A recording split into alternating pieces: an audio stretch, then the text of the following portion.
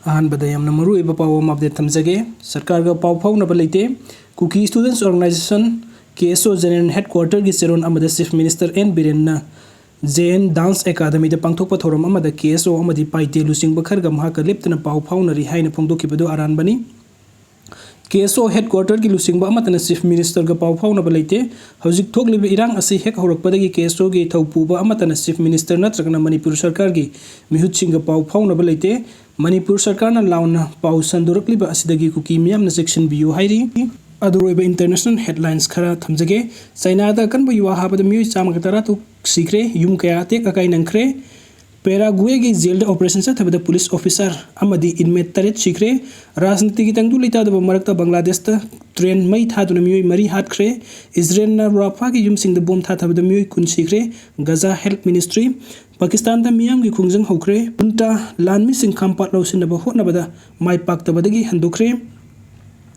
चयल अमा हेना जुंता की लानमिसिंग India अमसुंग Myanmar ngमखै परिंगी मरु एबा बॉर्डर टाउन खामपात लौसिनबा होटनबदा चाउना माइथिबन नंगबदगी जुंता कंबु हंदोखरे हाइना नेशनल यूनिटी गवर्नमेंट अमदी चिन नेशनल ऑर्गेनाइजेशन अनि की माइकैदगी फोंदोरकली एयर सपोर्ट का लोइनना जुंता लानमिसिंग ना आम ग्रुप सिंह की मखुत्तगी खामपात टाउन अमुक हन्ना लौसिनबा होटनकी अदुबु माइ पाक्तबदगी जुंता की लानमिसिंग मचित मचित ओइना हंदोखि हाइना चिन नेशनल ऑर्गेनाइजेशन की वांगंग लोइ सलाई लियान पीना फोंदोरकली आम ग्रुप सिंह की माइकैदगी जुंता लानमिसिंग क्वेश्चन सेनदुना लैबगा लोइना खुंजा सिंह जुंता लानमिसिंग थिंगनदनबा लापना चथोकलगा लैनबसु खंगनख्रे खामपात टाउन असि संगाइन रीजन की खा नुंगचुक थंगबा कले अमसुंग तमु लंबी इंडिया का लोनबा म्यांमार की इरोई लोइबा बॉर्डर टाउन असि ममांग थादा रेजिस्टेंस ग्रुप सिंह जुंता की मखुत्तगी लौसिनखिबनी मदुगी मतुंग हौखिबा डिसेंबर 10 दगी जुंता की सनी के कुनगनिपान अमदी चहुंगा मौद्रागा मथोई की बटालियन की लानमी चनी रोमना अमुक हन्ना खामपात लौसिनबा होटनरखी मसिदा नोंथक्तगी जुंता लानमी सिंह एयर फोर्स ना चाउना मतेंग पांखी जुंता की जेट सिंह ना रेजिस्टेंट कांगबू के केम थुगाइनबा होटनरखी अदुबु मिचम की युम सिंह थुगाइरगा केम सिंह अमांग अता थोखन बंगम खिदे लानफम असिदा people's defence force Sagaing region Chin national defence force PDF जोलेन अमदी चिन डिफेंस फोर्स तोनचेंग की अपुनबा रेजिस्टेंट फोर्स अपुनबा रेजिस्टेंस फोर्स सिंह बुना जुंता लानमी सिंह मायोनकी लानफम असिदा चाउना सोकोपन नंगबदगी जुंता की लानमी सिंह खोंफम हंदोखिबनी हाइना नेशनल यूनिटी गवर्नमेंट की मिनिस्ट्री ऑफ डिफेंस ना फोंदोकली लानफम असिदा जुंता की माइकैदा लानमी कुंथ्रा रोम सिरगा 19 लोमना सोखी रेजिस्टेंस फोर्स ना जुंता लानमी अनि फाब ngमखिबगा लोइनाना यामलबु नोंमै अमदी मरु कया अमसु फंगबा ngमखी लानफम असिदा रेजिस्टेंस की माइकैदा फाइटर अनि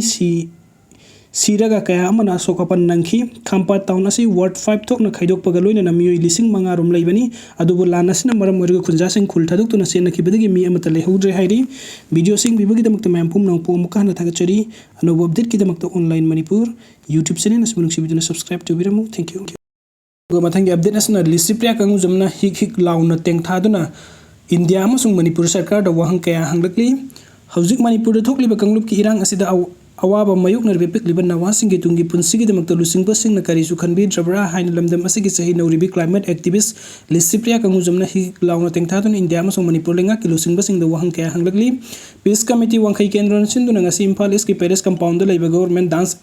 कॉलेज ता हांगलिबु रिलीफ कैंप द मणिपुर की मथौना मरिंग जिन लैबी ममोमनी हाइन लिसिप्रिया कंगुजमबु तरामना ओखरे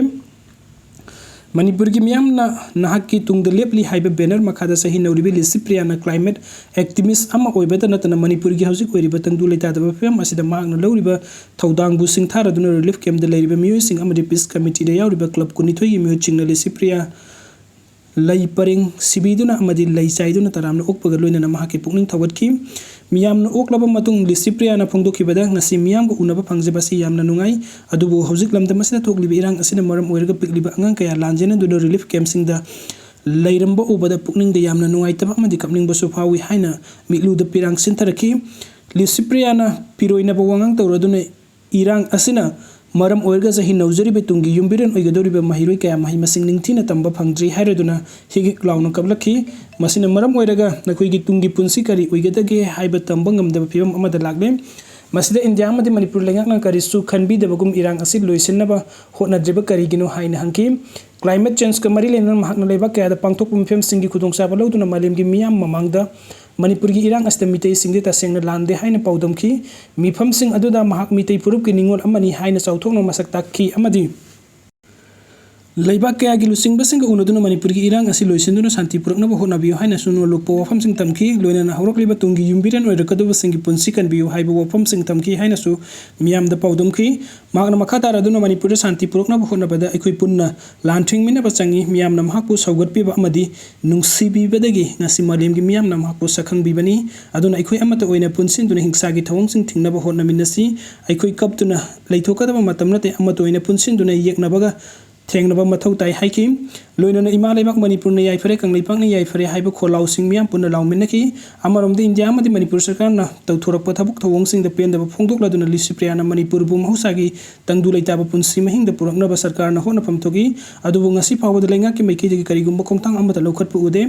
मणिपुर इंडिया की सरुक अम ओइरबसु इंडिया ना इखुइबु मखोइगी मसा मसुनी हाइना खनबिदगुम तौरी करिगिदमक्ता महितमदुना लेगदब नहा कया लान असिदे यहोलिबनो हाइना हंगलदुना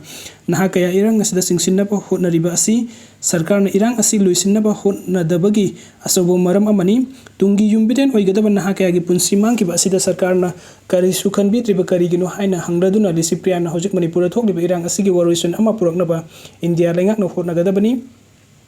लमदम असिगी पिकलिबा नवासिंगी तुंगी मराइबक तंबा ngमदबा फिबम अमादा लागले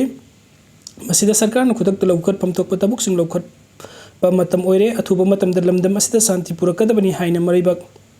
मजाति गिदमक्ता अमदि सही नौरिबा पिकलिबा अंगांग नवासिंगी तुंगी पुंसिगिदमक्ता लिसिप्रिया कंगुजमना तेंथा नवइनना लाइंगाकना पुकनिंग सिंगसिलखि ngasi लिसिप्रिया ना मराइबाक नुंसिबगी इहुलना लौरिबा थौदांगसिंग अमदि महाकना थमोइ सोकना तेंथादुना मणिपुर बु कनबियो हाइना फोंदोखिबा वाफमसिंग तारगा रिलीफ कैम्प अदुदा लेरिबा ममा ओइबि कयासु मिलुदगी पेरांग सिंथखि सही नौरिबि लिसिप्रिया ना हिकि लाउना कपतुना लाइंगाकता हंकिबा वंगी पाउखुमदा लाइंगाकना करि करंबा थौसिलना पाउखुम ओइना पिरकदबगे हाइबि येंकिबा तारी अमरोमदा क्लाइमेट एक्टिविस्ट लिसिप्रिया कंगुजमबु थोंजु केंद्रगी मनुंग चनबा इम्फाल ईस्ट डिस्ट्रिक्ट बसिखोंग वंखै लौमान बिदा लेबा बिरहरी memorial library cum recreation centre न सिंदुना ओकपगी थोरम अदु पांगथोखिबनी हाइरी अदुगा